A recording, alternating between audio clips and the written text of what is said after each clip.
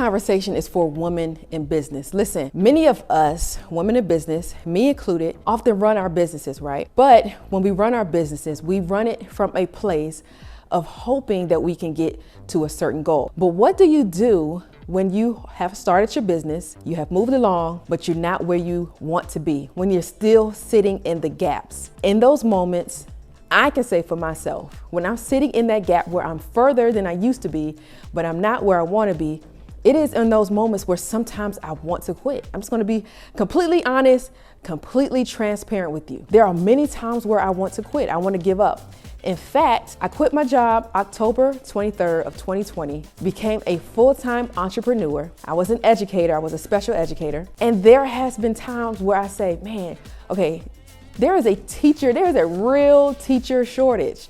Like, I know I can call a principal right now and say, hey, I want to come back, and just leave all this business stuff behind. I know I could just leave. It'll be so much easier for me to go sit in a classroom as an educator and just teach and get a paycheck, 9 to 5. I don't have to guess where my money's going to come from. I don't have to try to figure it out. I just know when I wake up in the morning, I go to work. As long as they know I'm there, I'm going to get paid. Just as easy as that, right? So this conversation is a real conversation that I want to have for women in business. This conversation is called I Quit. You might be saying, well, I quit business. That's not even what I mean. Because here's the thing. We have a birthright of abundance. But I really wanted to have this conversation because we seem to have gotten things mixed up. We have gotten things mixed up in life where we obviously believe that our life should be comfortable. We think that we always got to play safe. And I want you to hear me out on this one. We have made the biggest mistake of growing up and believing that our dreams, our purpose, our spiritual gifts, they are risky. It's a risk.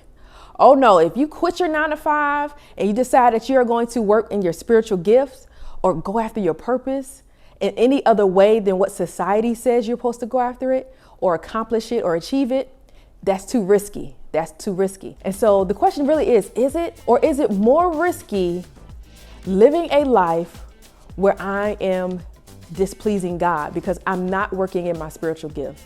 I'm not working in my purpose.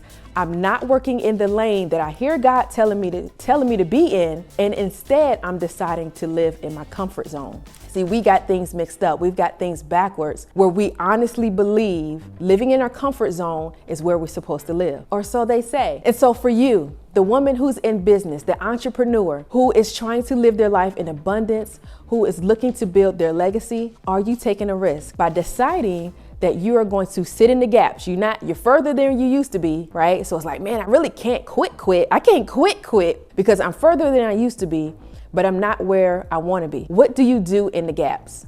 So let's talk about it. So one of the things that I often talk about with women is abundance, right? So there's different areas of your life in which you want to have an overflow, right? I think we all want an overflow of peace, an overflow of love, an overflow of joy, an overflow of emotional health, of financial independence, of time freedom. We all want an overflow of something in our lives, right? In different areas of our lives. Specifically, let's talk about that financial abundance piece. As an entrepreneur, as a woman in business, that is something that obviously we are striving for. Not only are we striving to have that time freedom, to maybe spend more time with our children, to have more time to travel, to have more say-so on where we're going to focus in our lives. But I think that financial abundance is something that we're always looking for too, right? And I think we cannot lie about that. Some of us, we look at money as something that we're not supposed to strive for.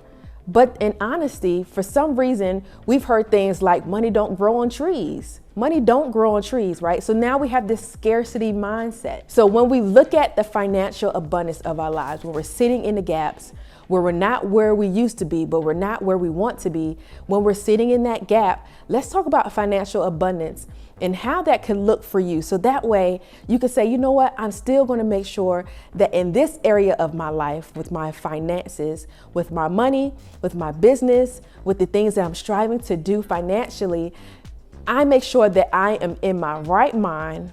I make sure that I have everything that I want. I make sure that the abundance that I am looking for and that I am going after that I can sit in this place of contentment, that I can sit in this place of understanding what financial abundance really looks like for me. So what is the gap? So the gap, again, is where you're not where you used to be, but it's not where you want to be.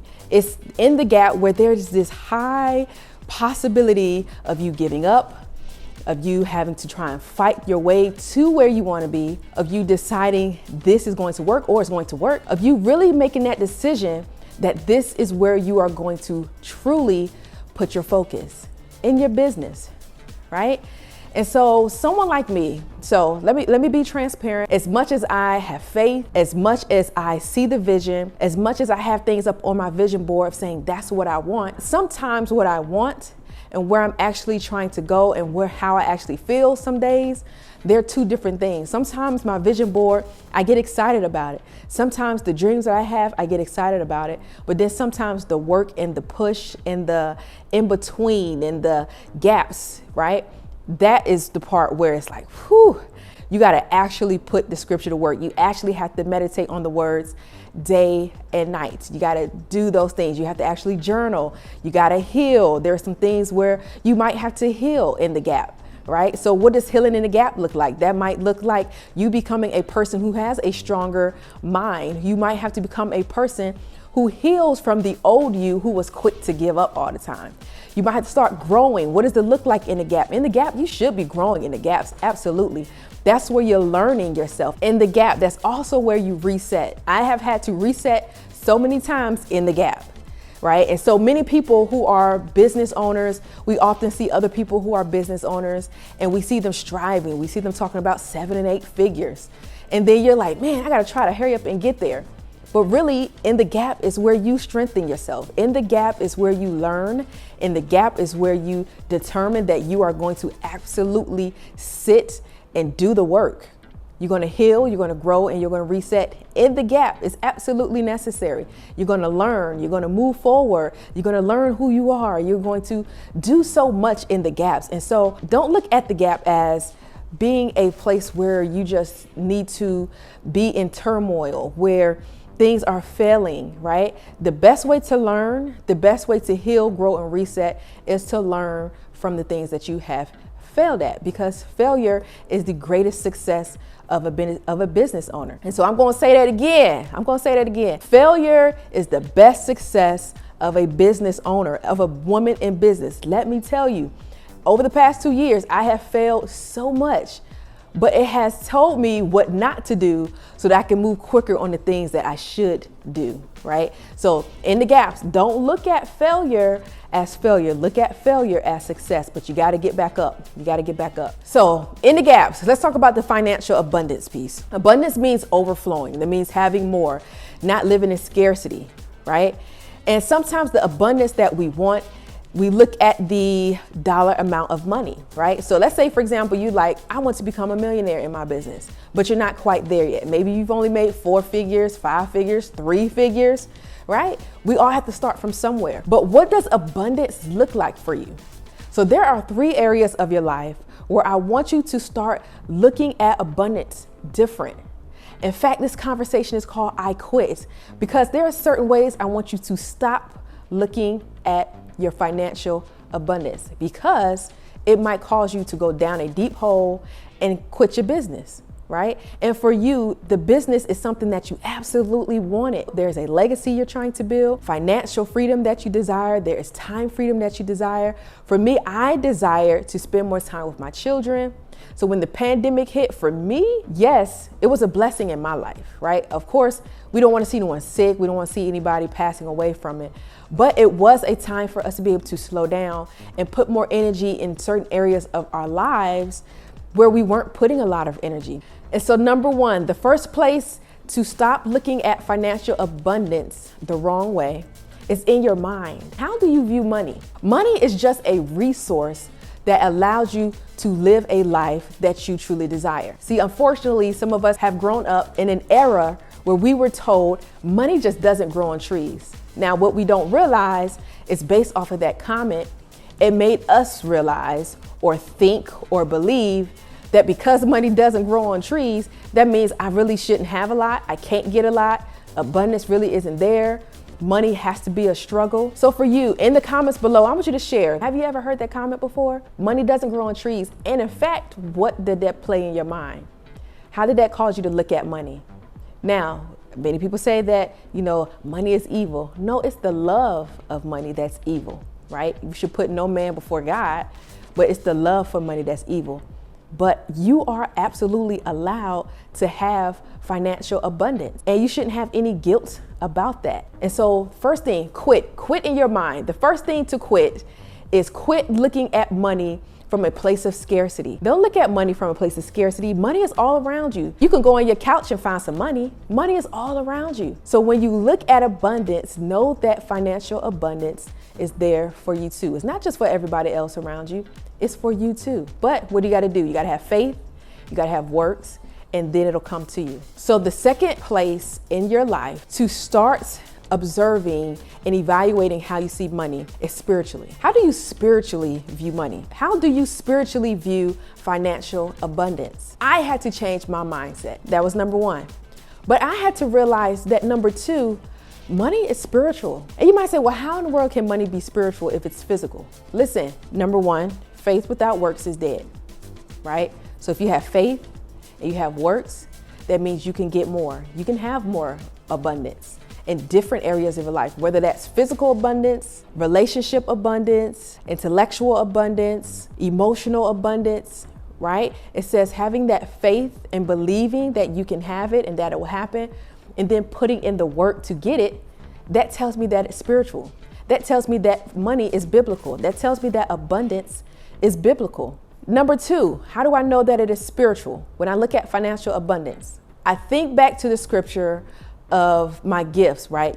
You hear people saying your gifts will make room for you, right? Scripture talks about your gifts putting you in front of great men. So when I think of that, my gifts, when I think about being a woman in business, when I think about pitching companies, when I think about going out and doing workshops, I believe that my gifts put me in front of great people, right? It puts me on stages. It puts me on camera. It puts me out there in the community. But guess what I get in return for my works? I get money. You get money, right? You have to be paid for your work, essentially, right? Whether I'm creating a journal, the idea in that works that God has given me to put out there in the community, guess what I get in return? I get the energy of money. I get physical money. I get financial abundance. But it's all about the spiritual gifts and putting in the work to get to the 7 figures, to get to the 8 figures, to become a millionaire, to leave a legacy, right? This is a conversation that we often don't want to have because we have grown up thinking that money doesn't grow on trees. That means it's not supposed to come easily. But number two, money is evil. That means I'm not supposed to want it. That's all false. I quit believing that money is not spiritual and that God doesn't want me to have it. I quit believing that because guess what? My business will thrive. I'm a woman in business and I believe that God has said that I can have exceedingly abundantly above all. So we can quote scriptures. The thing is, we got to be able to apply it to our life. You got to apply it to your life. So that moves us into number 3. So let's look at number 3. How worthy do you see your purpose, your dreams, and your gifts? Are they worthy? So if you haven't reached that place of abundance just yet, you still should operate and determine, evaluate, observe, and make sure that you are putting not just the faith, but the works together too. The faith and the works, but also how do you see your spiritual gifts? Do you believe in your gifts? Because guess what? If you don't believe in your gifts, your customers won't believe in your gifts. The consumers won't believe in your gifts. And if nobody else believes in your gifts because you don't believe in your gifts, then financial abundance won't happen. You got to believe it. So do you see them as unworthy? Do you see your purpose, dreams, and gifts as a negotiable? What do I mean by that? That means if you see your purpose, dreams, and gifts as a negotiable, that means you'll be changing and flip-flopping your business all the time. I need to be over here. I need to be over there. Now listen, there's a difference between pivoting in your business, right? Right now we're going through a recession. You might have to pivot different areas of your business in order to thrive. That's common. That's not uncommon. But if you feel like your gift is a negotiable, you might one day say, I'm an educator. The next day you'll say, oh, I'm a speaker. The next day you say, no, I'm a consultant. The next day you say, no, I'm this. No, I'm that. I'm supposed to be here. I'm supposed to be there. But here's the thing. If you listen to the video from last week, the Rachel Harper podcast, I talked about the different spiritual gifts, right? Now, we made the mistake of believing that we have this negotiable gift, right? Because we see other people. A lot of the times we'll say, oh, I can do what they're doing. And then we go out there in the world and it doesn't work. And when it don't work, guess what you don't get? You don't get paid, because now you're working in a spiritual gift that's not for you. So claim your gift, know your gift, understand your gift. No, it's not a negotiable. For me, I'm an educator, period. I educate, not only because I've educated in a classroom, but because I educate. That's just something I've always seemed to enjoy. That's just something I've always done. And I have realized and seen it for myself that I am an educator. That is a spiritual gift. I educate. So no matter what title I have, whether you call me a consultant, I'm going to be educating. Whether you call me a speaker, I'm going to be educating. If you call me a podcaster, I'm going to be educating. I'm going to be doing where my gifts are going to put me in front of great men, because guess what? I'm building a legacy and I want my business to thrive. And while I'm sitting in the gaps between where I used to be and where I'm trying to go and where I want to be, I need to enjoy my business. I want to love my business. So even if I don't have the money yet, I'm still going to love working my spiritual gifts. I'm going to enjoy where I am. And I told my husband that the other day, right? Because he's someone on a pivot in his business. He said, should I be doing this? I said, well, listen, make sure you're working in your area of your gift, because one thing you don't want to do is hate your business. That's the quickest way to go out of business, is to hate your business, because then you give it all up. So while you're sitting in that gap, do this. Start thinking about the areas of your life that you need to quit. What are some of those thoughts that you need to quit, that you need to give up? What are some of those old beliefs, that old belief system? Where do you need to give up in your old belief system? Where do you need to give up, right? Where you aren't being served spiritually when it comes to financial abundance? What is that area that you need to quit? Because a lot of people say, well, you shouldn't love money. I don't have a love for money, but God said that I can have everything that I can dream, think, everything beyond that. So the things that I see and that I dream and that I think about, God said I can have that times 10. I can't even imagine what I can have, because my dreams seem small to God, right? It seems small to God. And so sometimes it's about praying for wisdom, praying for vision, praying for peace while in the gaps, praying that you have absolutely everything that you need in order to continue in your business, right? Because right now you might be saying, I really do want to quit, right? You might be saying you want to quit. There might be other areas of your life that is receiving more energy. You might be distracted because of other areas of your life. But while you're sitting in that gap, how can you become a woman in business who continues to thrive, who continues to strive, who continues to move beyond survival mode, who continues to move beyond scarcity mode and says, I can have financial abundance. I can have financial peace. I can have exceedingly abundantly above all that I can even imagine, because God has put me here on this earth to not only work my spiritual gifts, to work my physical gifts, to work my purpose, to work my dreams. But he told me that I was going to be put in front of great men. But while I'm in the gap, I'm going to have patience. I'm going to observe my mind. I'm going to renew my strength. I'm going to renew my peace. I'm going to heal from the things I need to heal from. I'm going to heal from feeling like I need to give up all the time.